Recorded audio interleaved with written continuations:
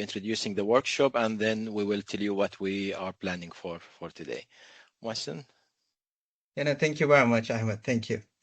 So, very warm welcome to all of you. The story goes like this, that I was just telling Roshan that I and Ahmed met at ECIS in New Zealand, December 2023. And like we were having this chat, and then we started working together. Opportunity came, we both share this passion for QCA, and we proposed and got accepted and got interest. So fantastic, and thank you very much for all of you who wanted to join. Now, QCA as a method is very easy. Ahmed would run it with you, matter of seconds, very, very easy. However, my pursuit into QCA started long time back, 2016. And I've been learning. And when I read papers, I realized not enough information. And those I started a journey of reflection, learning, approaching the big names who had published.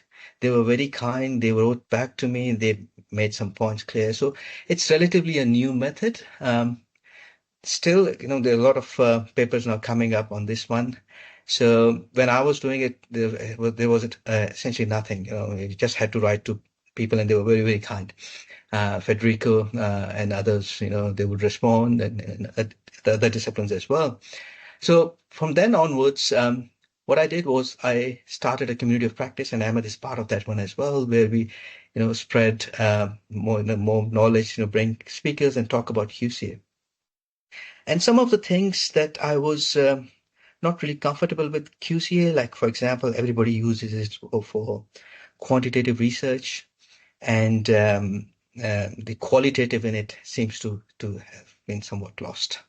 So then there were some answers that need to be, obtained, and then that started in our journey into theory, philosophical positioning. So all those knowledge that have accrued over many, many years. So we framed it. It's not an ordinary QCA workshop. So how we framed it is sort of as a theorizing approach, and as a methodological innovation for theorizing. That's how we have framed it, right? And I hope that this message gets, it's sort of a unique perspective on this one. Some people, people also, it's just not me. There are other people who also would want to say the same. We just got this opportunity that we are doing here. So that's a little bit of how we got here. But before, as much as we can. Okay. Now see this topic. Some of these phrases would be new for you, but they are not very new, because I know some of you are interested in typology development. For a long, long time, I was not confused, but yes, I knew the definition of taxonomy and typology, but how they're different, thanks to QCA, now I know it. Without QCA learning thing, I wouldn't have known this thing. Then there's something called middle range theorizing. All these are some catchy phrases or terms, which if you don't understand now, absolutely fine, but make sure when you finish, you understand the broad meaning. If you don't, stop me, stop Ahmed, stop the mob, we'll try to understand key concepts. So once you finish it, you grab these ideas. Thank you. Okay. Now I'll reflect again. It's not your usual QCA workshop. It's different. It tries to give you a new perspective. It tells you that QCA method is good, but you can do much more if you take it as a theorizing approach. And theorizing approach means how to set up research design, philosophical assumptions. To be honest, as engineers, as Lucia mentioned, I am an engineer. Most of us are engineers who come, or computer scientists, like, hardcore technical people. And we are very positivist. We objectify things, which is good. And when I used to look at PhD theses, I examined until a few years ago, when there would be a big chapter on philosophical positioning, I said, come on, I'm a positivist person, data quantitative researcher. So I didn't really understand, why philosophical assumptions are important. Thanks to QCA, the unanswered questions that I had in QCA, the theory and philosophical position answered those questions. And one of the major issue, so I work with another dear friend of mine, co-worker. He's a qualitative researcher. And I think 5-6 years now, I say, you've got qualitative data, let's work together. QCA is good for it. We couldn't get started. Now I know why we couldn't get started. It's just having qualitative data is not enough. It needs to have a specific type of philosophical positionings that underpin qualitative research that's required. And very important, if you guys are collecting data, or even if you've collected data, if you see the beauty about philosophical positioning, now I've become, I think I must tell you now this thing. I have got this catchy phrase to describe my career trajectory, and that catchy, I think it's a catchy phrase, but I'll tell you what it is. So I started as an operations researcher and my PhD. So my PhD was OR, multi-objective optimization, node-denominated sorting, genetic algorithm, non-linear programming, those sorts of things I did in my PhD. And after my PhD, I said, that's good, but no, I need to, social phenomena, business school, I need to understand. Then I became what many of us are, empiricists. We collect data and we try to make insights. And that was good. I enjoyed that. But some unanswered questions and, and then I would call myself, or I would want to be known as a theorist. So a trajectory from starting as an operations researcher, then becoming an empiricist. Now I want to be a theorist. How successful I am, maybe you would tell after the end of the presentation, but my recent papers are very strongly theoretical, theory focused in the last 2, 3, 4 years. So thanks to QCA, if I hadn't keep pursuing with the unanswered questions, and that's how we have framed. So I want to share, and I and Ahmed want to share that learning that have accrued. So it's middle range theorizing. I'll talk about that. Configuration, we'll talk about that one, but it's for stronger theoretical contributions. We all have heard about this famous, and the doubters of the survey research. They always give this phrase, the more you eat ice cream, the more likely are you to drown, right? There's a correlation. There's a statistical correlation, but that doesn't have anything to establish causal links. So those sorts of things, these are the things that, and those who are early in their careers, I'm sure many of you would know these things which I would talk. But many of you, if you don't know, I think you would have a very great head start. So that's what we have framed. It's more of a theoretical or theorizing, theorizing using QCA. That's what we'll call it, right? Okay, I talk about this thing. Methodological insights, I think, are important, because if you don't have good understanding of how a method works, you cannot really frame it to answer or to theorize. So that's important. But key aspect is to theorize. And what is theorize? We all hear about theorizing and theory. Actually, everybody have here, but I didn't have a very clear understanding. So I started my journey in parallel. What is theory? What do we mean by theory? There are different types of theories. There's middle range theorizing, there's configurational theorizing, there is all sorts of theorizing. So which is what, and are they same or different? So a little bit of a primer on that, because they are linked. They're intrinsically linked as well. I must ask, are you seeing the screen? Because it reminds me of one of the COVID lectures online that I was doing. I spent 2 hours, and after 2 hours, I realized I didn't share my screen, right? So yeah, yes, we're seeing it. Thank you. Okay, so there will be practical exercises, and Ahmed is a great exponent of that. He will lead that. Try to follow him. There will be presentations, discussions, and try to enhance our collective understanding. So that's how we have framed it. Okay. This is our two objectives, right? One broad objective, to introduce configurational theorizing. So we wouldn't call QCA QCA, because when we bring it, the configurational theorizing, it's broader, it's mode of thinking, mode of inquiry, actually. by connecting the philosophical assumptions with a methodological execution. You will also execute it as a method, but you learn how to connect it to the philosophical assumptions.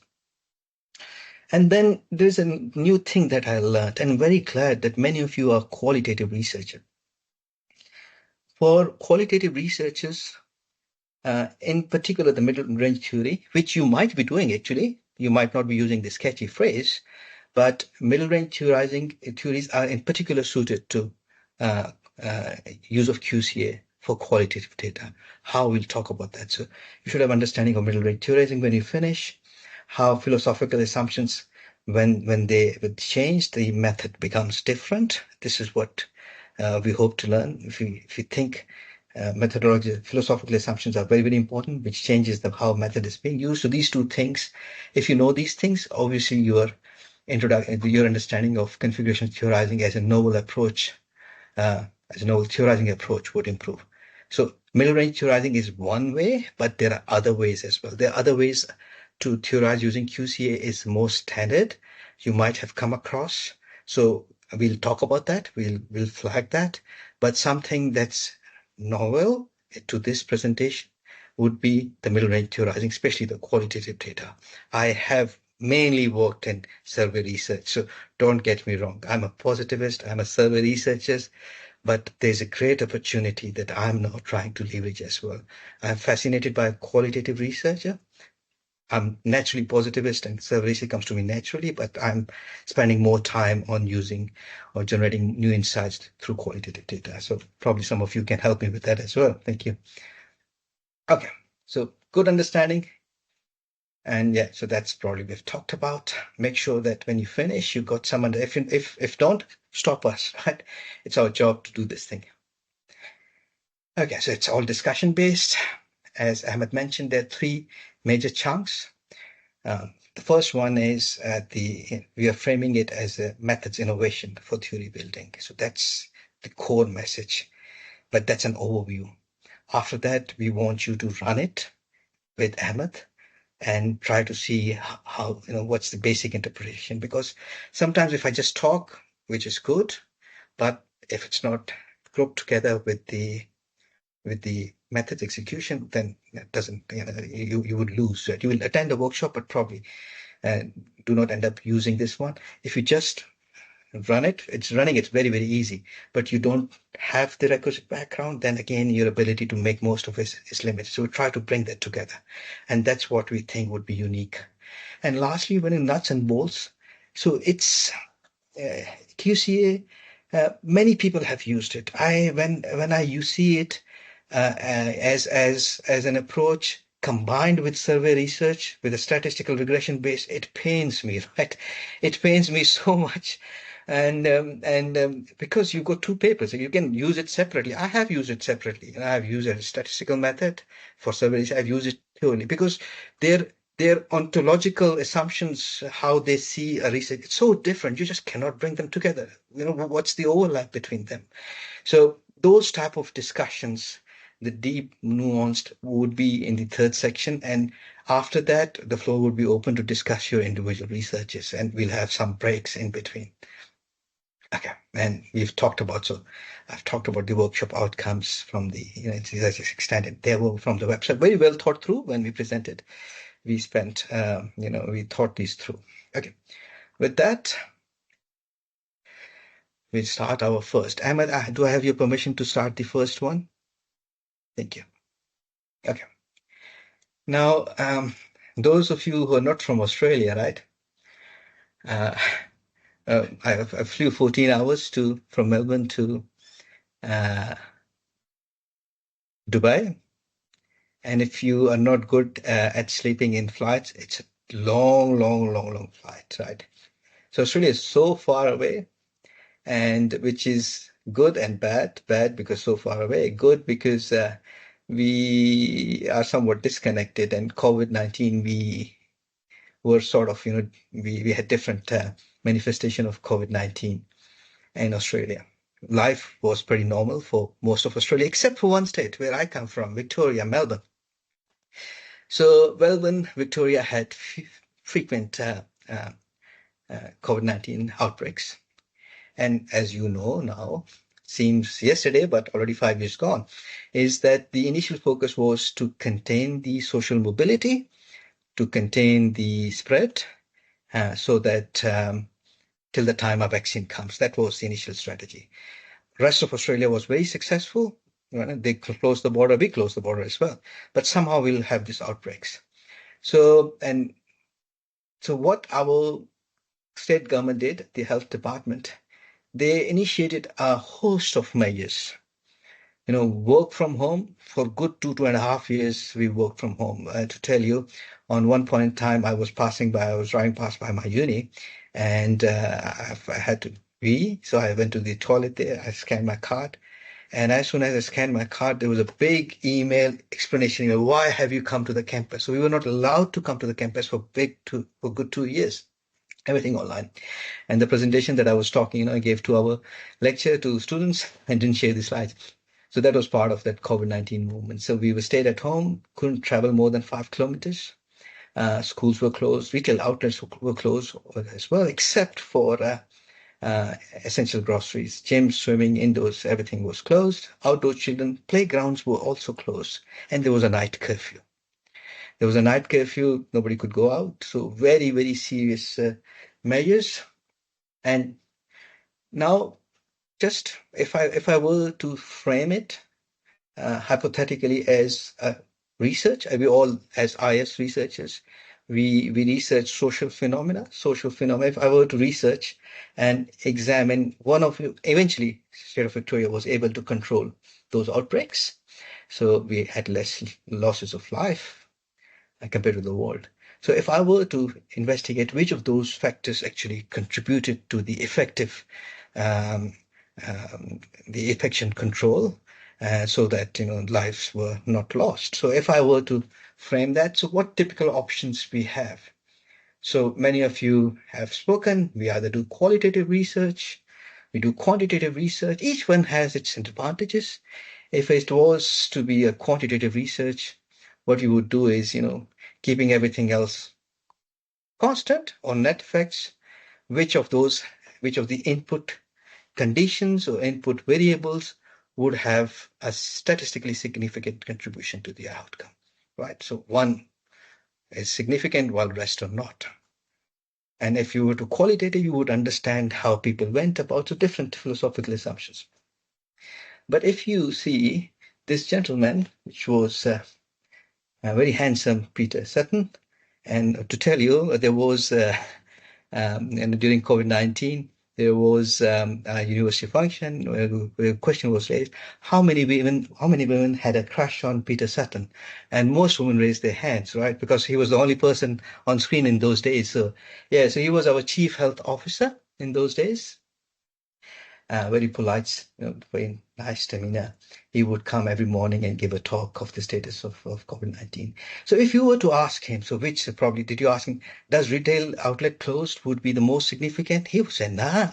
He would say, INUS. And what is INUS? Insufficient but non-redundant parts of unnecessary but sufficient conditions. Right? My language twist, my tongue twist when I say this one. So it's INUS. INUS is, if put simply, that all those conditions on their own were not sufficient enough to cause that outcome. But when combined, they would create the necessary surplus that would cause an outcome. So that's the most important gist of QCA. What QCA says is that it gives the notion of complex causality, that the outcomes, social phenomena are complex, and a number of input factors, a number of factors would combine in different ways to cause an outcome. And jargon or specific words would call INUS. I'll more talk about INUS. So at this stage, what Peter Sutton would say that all of these things would combine. None of those would have been able to create that surplus or that outcome on its own. So INUS causation is at the heart of QCA. What is INUS causation? In the next few slides, I will explain more. At this stage, INUS is simply things combine to create an outcome. That's what it is. Basic. but we'll learn more about this one. So after explaining social phenomena, how do they come about? Let's go further, a little bit more. Another name of, now we know complex causality. Complex causality is ECIS. ECIS means multiple factors combined to create an outcome in different ways. What are those different ways? Let's talk about this. There are three different ways. The first one is conjunction. Conjunction is simply things combine to create an outcome. Individually, they cannot create that surplus. That's what I've just discussed in more detail. So it's a combinative logic, you can call it. Complex causality, one element or one attribute of complex causality is conjunction. Things combine to create an outcome. Now I'll go further. The second one is great, actually, is equifinality. When we said that things combine in different ways, that means that there is no one pathway to an outcome. Things can combine in different ways to create the same outcome. That's what we call as equifinality. So different ways through complex causalities, different ways combination is that equifinality, they combine in different ways. That's the second important attribute of complex causality, or we can call it configurational theorizing as well. What is configurational theorizing? I'll talk more shortly. And third one is again very, very important, which is causal asymmetry. See, if you are a quantitative researcher, room service, right? And I will ignore, I'll keep talking. Okay, so we've got asymmetry. Asymmetry is simply, see, and if you're a stats researcher, you would know very straight. What does stat does? Correlation, right? Positive correlation. More the X, more the Y. Fantastic. But statistical analysis also assume causal symmetry. More the X, more the Y. Less the X, less the Y. There's a causal symmetry. But in real world, I'll have to pause. I'll tell them to go away, right?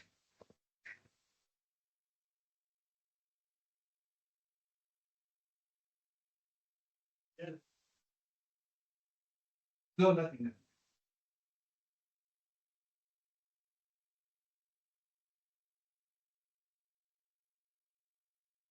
Sorry for the disturbance. Now I've forgotten, where was I?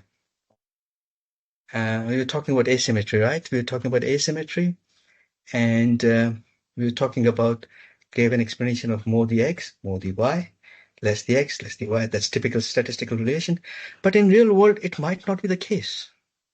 So the presence of an input condition might create, in addition with others, an outcome, but its absence may not mean the absence of an outcome. This is what we call as causal asymmetry, which is a fundamentally different way of seeing than a statistical analysis, and which is more rooted in reality. So these three elements together would constitute what we call as complex causality, conjunction, equifinality, and asymmetry. Now, let me explain those three attributes of complex causality here in this figure that you see. So I'm taking a hypothetical example of 4 input conditions or causal conditions, or 4 X, X1, X2, X3, X4, or A, B, C, D. Now what we see here, simple 2 raised to the power 4, 16.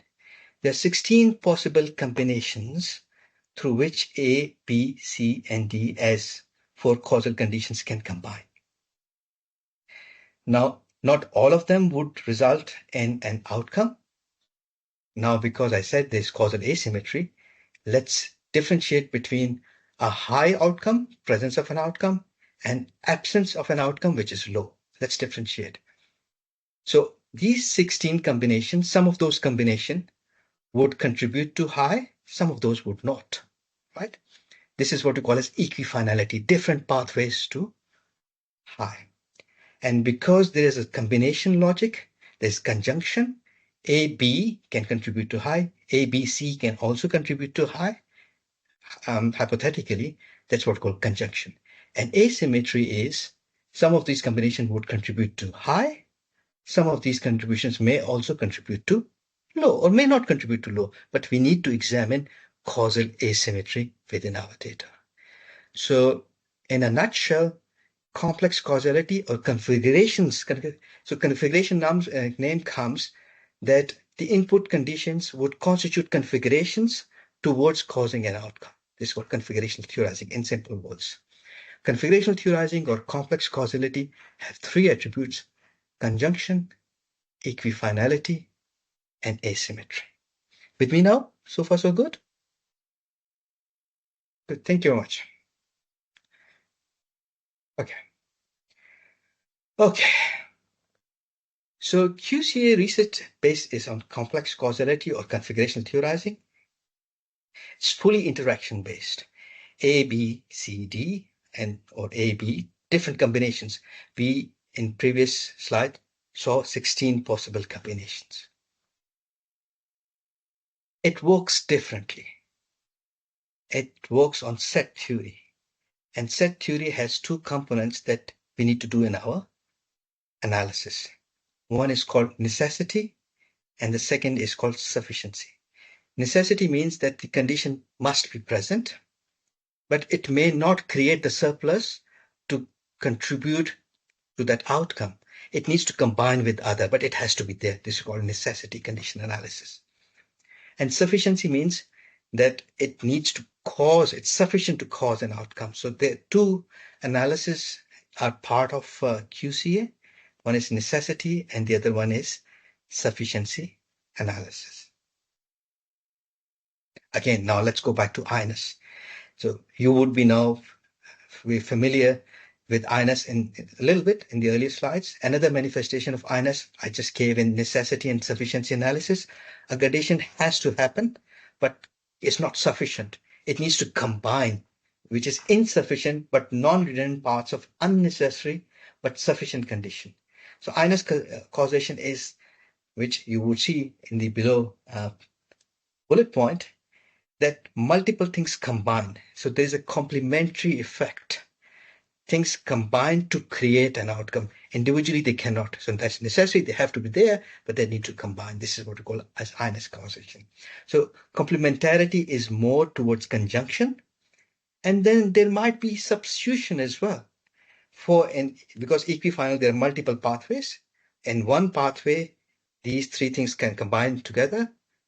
In another pathway, one of those might be substituted with another of the causal condition as well. So another way to explain, we can examine the complementary, how things combine or how things substitute each other in creating an outcome. Again, a fascinating way of seeing things. So that's again my personal reflection, and some of you men can correct me, right? For many of these stats paper, when I proposed a relationship X affects Y, and the relation is insignificant. And some of the explanations that we say, okay, but there might have been a mediation effect. There need to be an intervening effect. If that is present, that outcome might occur. That's typical stats approach. Here, what we are saying is the ECIS on its own is not sufficient, combines with other, then we'll have that outcome. So it's another different perspective, but that's built in. The explanation for non-significant relationship, that's potential explanation, but here it's built in, the interactions together to create the necessary surplus.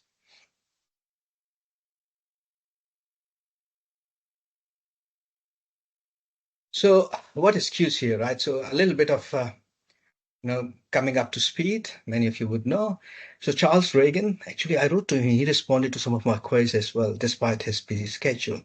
So he came up with this idea. The example that we'll be doing today would also be from his book, a very, very basic example that you could go and test yourself as well. But he called it QCA, and he used it with in a different context, right? The discipline was somewhat different. Since then, it has been taken up by management. There's a group of researchers. I am a big fan of their work. Fornari, Misogyny, and Face. They have taken it in, premium journals like Academy of Management. And there's a group set of people, as Mehdi mentioned, Information System, Federico Ainaki, and there are other people as well. Actually, I wanted Federico to join in this workshop because we work together. But he actually wasn't coming. He had no plans because of whatever reason, so he couldn't be part of. But we have discussed these slides with him and the contents with him. So yeah, and then a lot of it's become configurational theorizing, and that's also so they have moved on from as a methods to a mode of inquiry. Theorizing is mode of inquiry, and what new things it brings? It brings a new perspective of causal complexity, conjectural causation, got equifinality, and we've got asymmetry. Now, before I go further, I'll take a breather as well. Okay, and ask any question that we may have at this stage.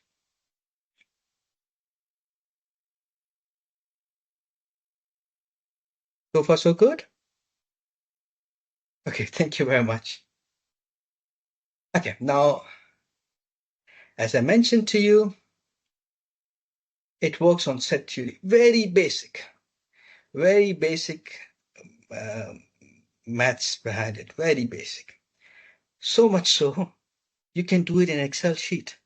If you know the Boolean logic that it works under, logical and, logical or, logical not, and the static that you see here is important because sometimes we have to create the reverse or negation of a condition, or negation of an outcome. What we do is simply 1 minus condition, we get negation of condition. Very simple. And the software that Ahmed would expose you to is also very basic, and it gives you answers in seconds, right?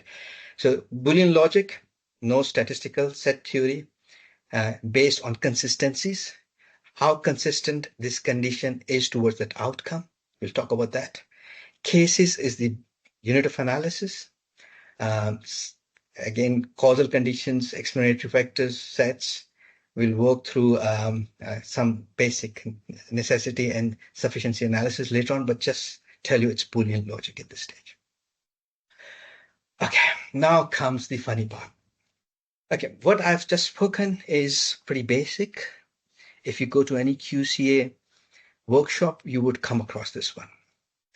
Now, what you see here is a study that I did, and that study culminated, and after my pursuit of the qualitative, using qualitative or using QCA for qualitative data. What you see here, if you name here, Patrick Micallef, he's my co-author. He's published a lot in QCA, loves QCA, but mainly survey-based. Then you see Russo, Ivan Russo, he's the editor-in-chief of IJPD. I've learned so much from him. So what you see here, there's a call for paper in International Journal of Physical Distribution and Logistics Method, was methodological innovations. So I wrote to Ivan Russo, and who was in touch with, I said, see, there are not many QCA-based qualitative data-based QCA studies. So I want to come up with something that, and he was very supportive. Difficult work, because some of the things that I was critiquing I was critiquing Ivan Russo's work, to be honest, right? But he was good, but there were other reviewers there were 3 big revisions, right? Now, part of that was I critique or examined the existing implementations of QCA in supply chain, because that was context, right? So what you see here, I went through, and these were the 7-8 key studies. In order to examine them, you will see different headings there. Let's start with philosophical positioning. 2 of those, we never talked about philosophical positionings, and the others also did not, right?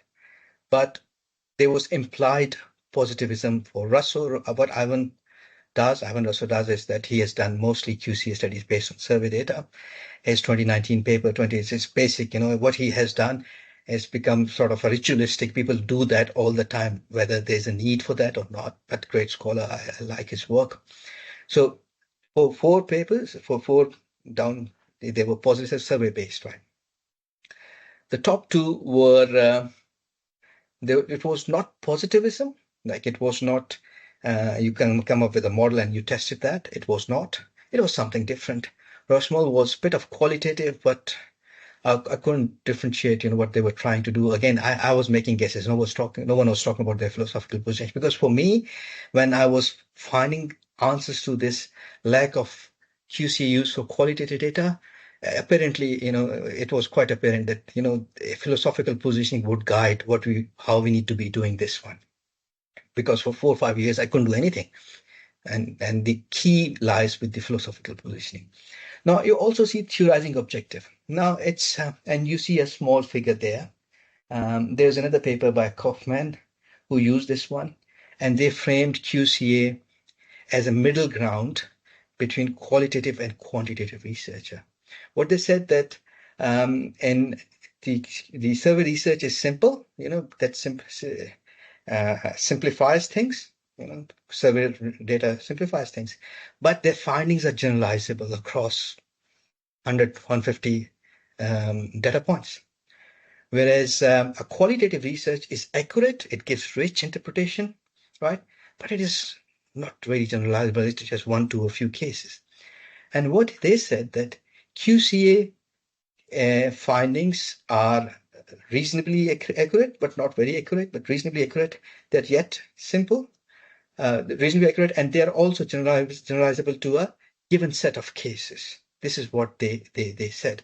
And they said that no research can do all 3, and most research can do 2 of those theorizing objectives. So that was there. I learned and then tried to frame it along that one. Also, because for QCA studies, all of them employed causality.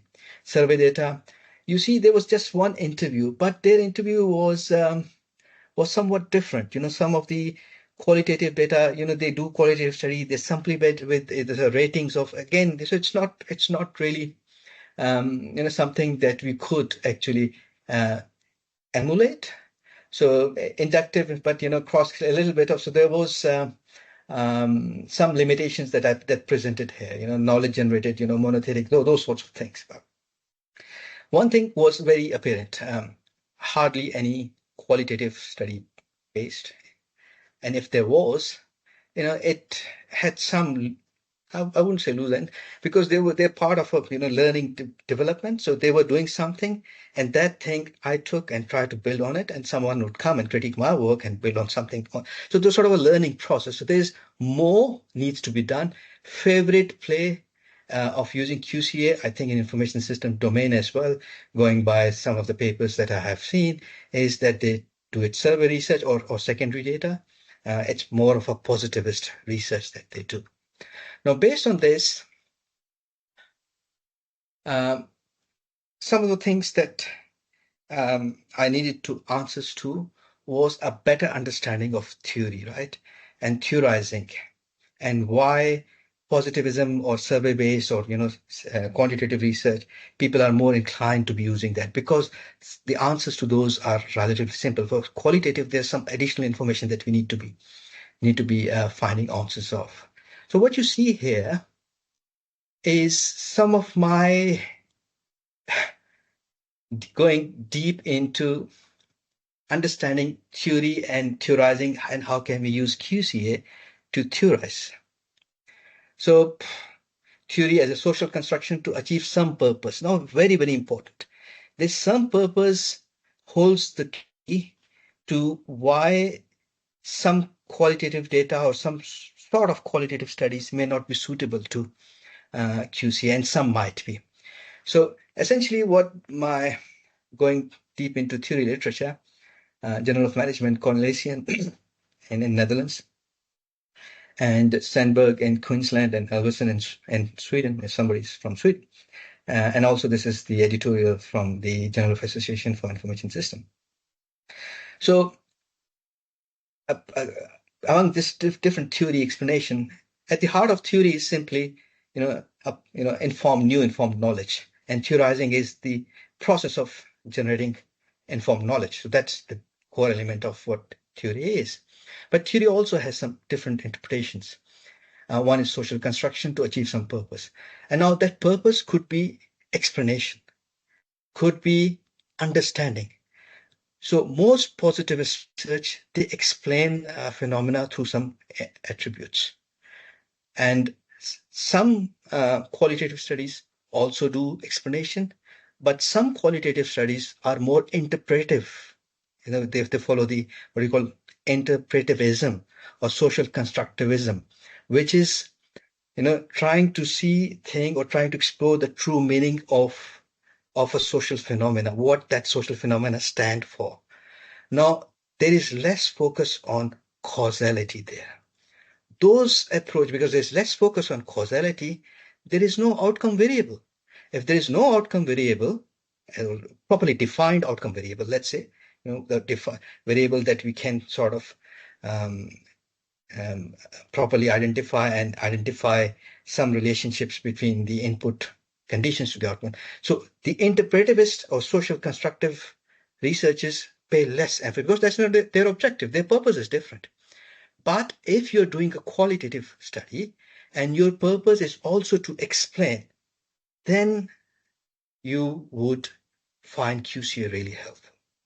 And those studies that are underpinned, or they want to, qualitative studies based on qualitative data, they want to explain a phenomena through some causal conditions, they are generally underpinned by what we call as critical realism.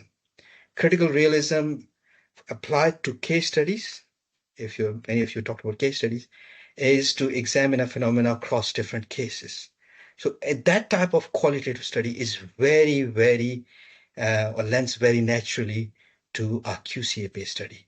Interpretivist studies are somewhat falling short. More on this few slides later. Okay.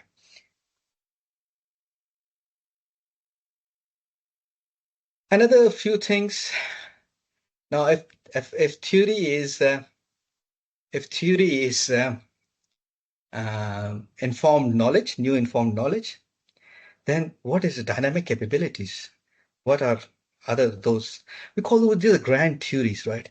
Grand theories are those theories that have been shown to represent a formalized set of concepts and relationships sufficient to analyze an event or phenomena. And thinking from dynamic capabilities, this would be our outcome. People have generated that knowledge. Now, when we use grand theories when I apply to that our social phenomena that we want to, for example, Alvaro is looking at digital innovation, for example, dynamic capabilities. So Alvaro, what would do, and Alvaro can correct me here, is to see digital innovation from certain causal conditions or input variables that would explain digital innovation. The selection of those, the explanatory variables, the input conditions, whatever you call them, some inputs would cause an outcome, digital innovation, or could be any. So the selection of those explanatory variables, the relationship, everything would be drawn from a grand theory. And what we do is we collect empirical data and we try to see, okay, we theorize these conditions based on this grand theory because it works, it works in general. Now, does it work in my empirical context? If we can test that, if we can falsify whatever we decided, whatever we came up with, this is what we call, theorizing using a grand theory. That's generally, you can use critical realism, qualitative data, absolutely fine. Positivism is exactly this one. You come up with a framework, collect data, and see if this framework holds. So that's the grand theories. Middle-range theory, right? Middle-range theory was an old concept, came, then vanished, then again. So it's nothing very, the name is unique, but in essence, it's simply generating a contextual, rich information about a phenomena. So it has to be. So part of the paper, that study that I did was, I was framing middle range theorizing as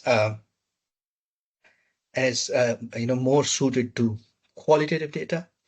And I know the reviewers for that paper that I just showed you, I think they had come up with middle range theories for quantitative data. And I think the reviewers were writers of those papers. So they really didn't like that. But I persevered. I said, yes, people have used middle range to middle range theories from survey data. But we know now that survey data is simple because it's a Likert scale, right? It doesn't give that rich information. And middle range theories is rich information, context rich, explain the specific nuances of generally a qualitative study. The three things that I mentioned to you: generalizability, simple, and accurate. Is simple and accurate. It may not be generalizable because it might be one case, or it might be 2, 3, 4 cases. And then grounded theory, applied theory, anything that is not, there's no theoretical framework supporting that. It's just empirics up, for very novel phenomena. So that's different type of theorizing approaches now. Now, a lot of QCA research has been done using grand theories, absolutely fine. Not much linking middle range theory, actually. And the paper that I referred to, I framed, so there was two new things, just giving too much. But using QCA for qualitative data, but everything needs to have a purpose. And my takeaway was that it will lead to middle range theory from qualitative data. Okay, now what I've done is I'll quickly summarize. Complex causality, conjuncture, equifinal, asymmetry, three different attributes. Together they comprise what we call complex causality. Generally, I'm sure not all, but positivism has somewhat taken a lead in complex causality. Still gives a new way of thinking, right? It gives explain instead of simple linear causality, it gives complex causality from stats. So it's different, but we could do more with QCA because of the potentialities. Relatively few qualitative studies, because as I mentioned to you, the employed, so interpretive studies are not as suited to QCA as per my understanding so far, and we'll find out in many years how plausible how good my assumption is. Multiple case study or middle range theorizing or critical realism based are ideal for QCA. And later on, towards the end of, I developed sort of a framework that can help you apply your research for qualitative data. So far, it's more focused on use as a methods, which is fantastic. You need to, but we could, come up with as a mode of thinking, mode of theorizing, mode of inquiry, and the whole study talks from start to end on complex causality, rather, sort of pooling different approaches for what, I don't know. So these are things that I and Ahmed think are the takeaways. What I'll do is I will pause because I think I've spoken for about 40, 50 minutes now, and I'll welcome your questions. And Ahmed, after the questions, would it be a good time for break as well? Yes, after the questions, we'll take 10 minutes break, and then we'll go back and do some analysis using a QCA. We will go through step by step, and then we'll take another break, and then we go back to PowerPoints and explain how you explain the detailed analysis, and then how you transfer the qualitative data that you collect from secondary data or from interviews into quantitative data that we use in QCA software. So for now, please feel free to ask any questions.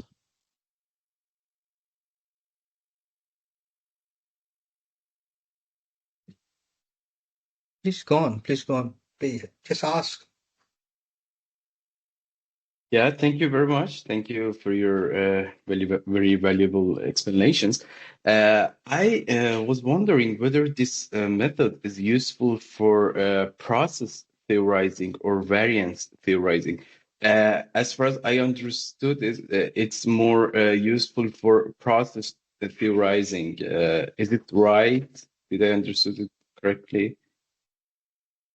Probably you are referring to our very helpful guy from University of Queensland, Andrew Burton-Jones, some of his paper comes up with a dichotomy of variance and process theorizing. Probably that's what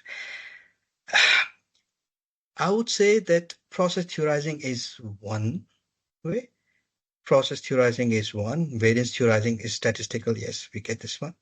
The third one, I would say typology development. And typology development is through QCA. Process theorizing has some process models. So I would say I would extend that dichotomy to a trichotomy. And it's just not me.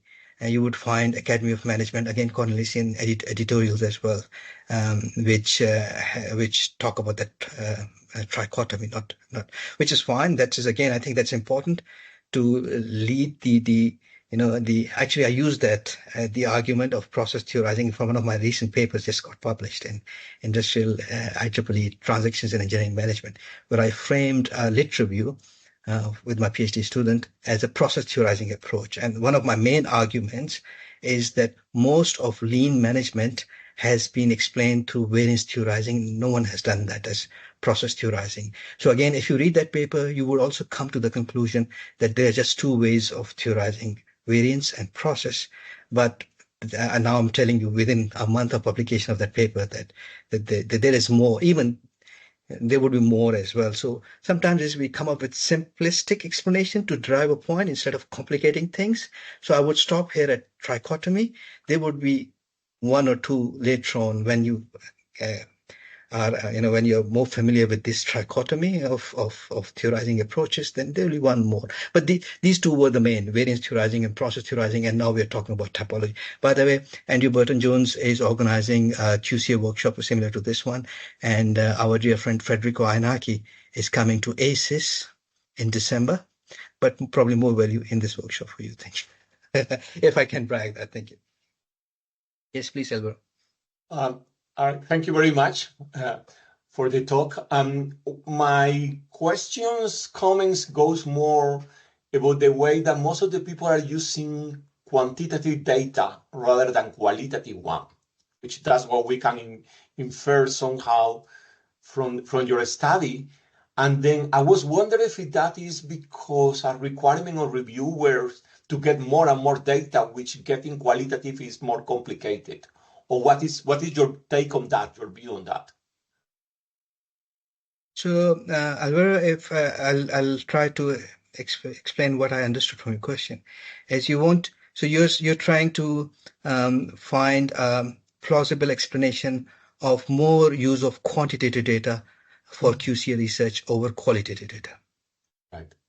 Yes. One of the points is this is a qualitative comparative analysis, but most of the data used is data coming from surveys, right? And then my question goes like, why that is happening, right? What is the reason behind that is coming more in that way? Yeah, it's a paradox, to be honest. There have been papers with the title, "Where is the qualitative in qualitative comparative analysis?" Mm-hmm. There have been papers. And I have been wondering it for many, many years and asking. So Ahmed knows, my co-author in other papers, Amir, he's a qualitative researcher.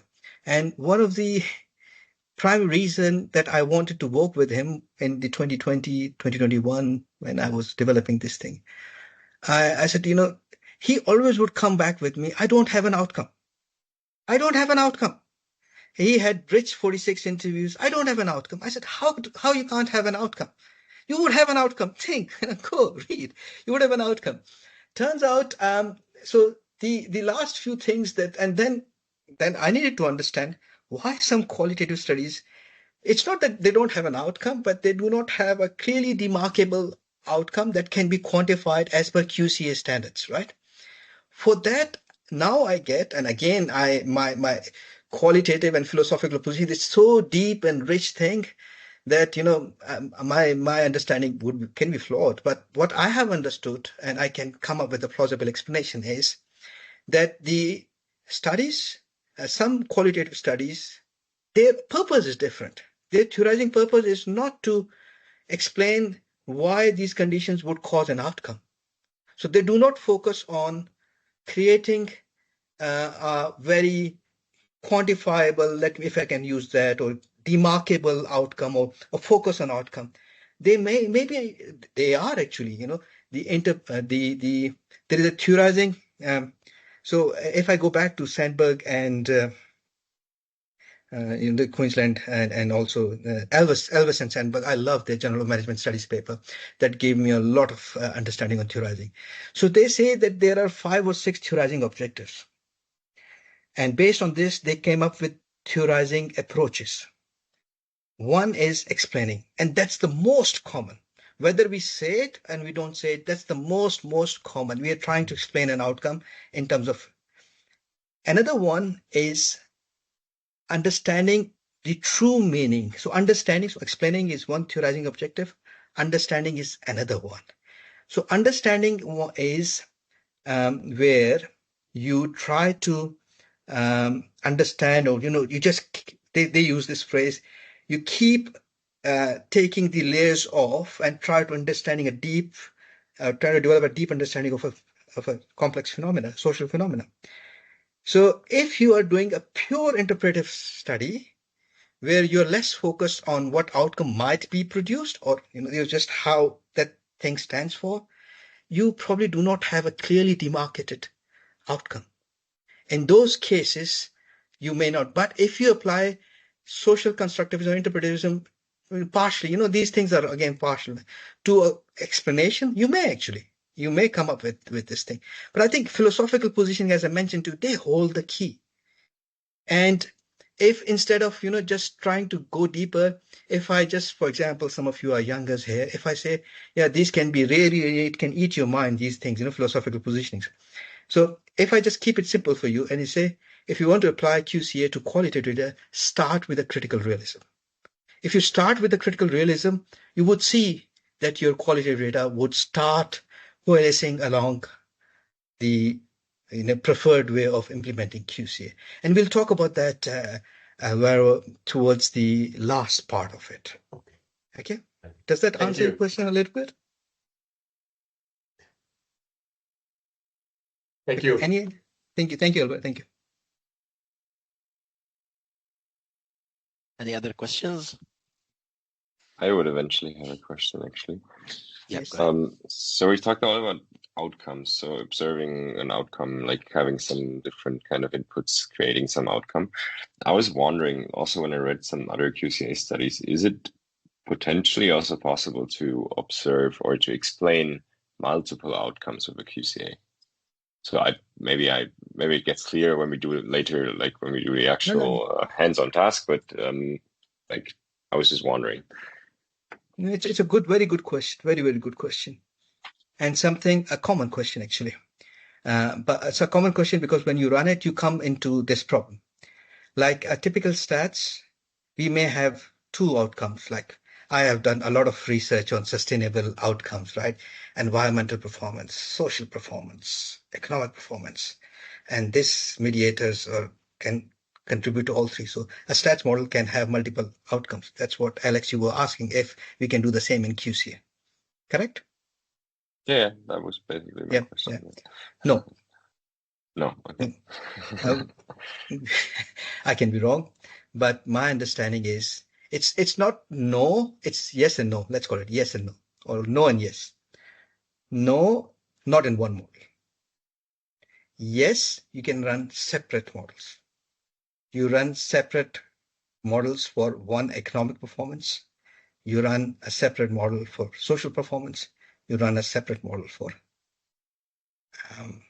the third performance. So you run QC analysis in a sequential way for different wise outcomes, not in one. Partially, right? And then we can talk more about that. Why is that case? Probably when we run it, we'll find it more. Okay, Alex? Yeah, I also understood it that way. It's more like a, let's say, more detailed view of aspects of things, not necessarily looking at the big picture with the multiple outcomes, but then like zooming in. But yeah, thanks. And I need to get some water and coffee because I've been calling Manuel as Alex. Sorry, Alex, and sorry. Thank you, everyone. So let's have 10 minutes so much. Thank you, everyone. It's a pleasure. Thank to you meet very all. much. Thank Thank you. you. Thank you. Thank you very Thank you. much. Bye bye. Thank you very much. Bye-bye. Bye. See ya. Bye. Thank you. Bye. Bye. Amman, did we stop recording? Just now, and I will leave you now. Luisa, enjoy your stay in Jordan.